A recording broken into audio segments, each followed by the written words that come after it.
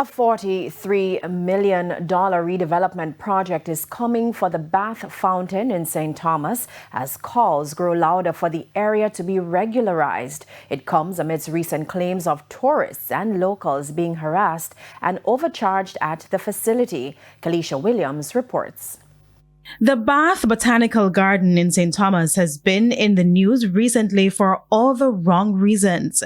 There have been claims of visitors being charged $200,000 for 6 persons to do a massage and allegations of widespread harassment. Me don't really know about it. I see it on the internet, but me don't really know about it. But me just feel like sometimes people just try to boot something to make it look one way bad on our side sometimes.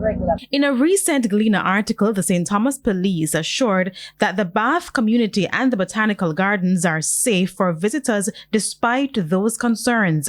Now, the people who work at the facility say while there are challenges, they are working to improve the experience in a positive way.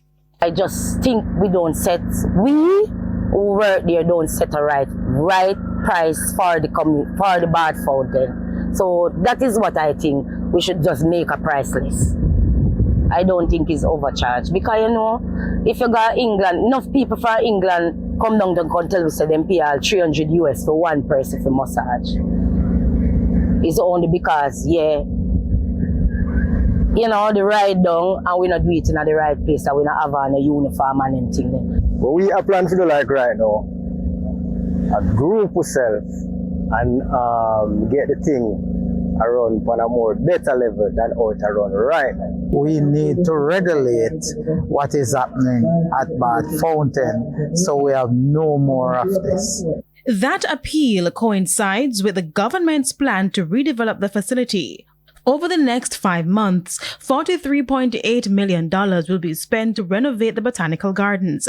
It's a partnership between the Jamaica Social Investment Fund, the Ministries of Tourism and Agriculture, and the World Bank. We'll be rehabilitating the restrooms, both male and female stalls, to include disability access and to include changing stalls for babies in both male and female restrooms.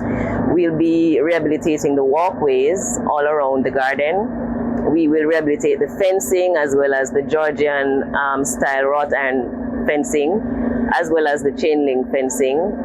We will be also constructing a shade house for the production of 300 seedlings. And special focus is to be placed on safety and security.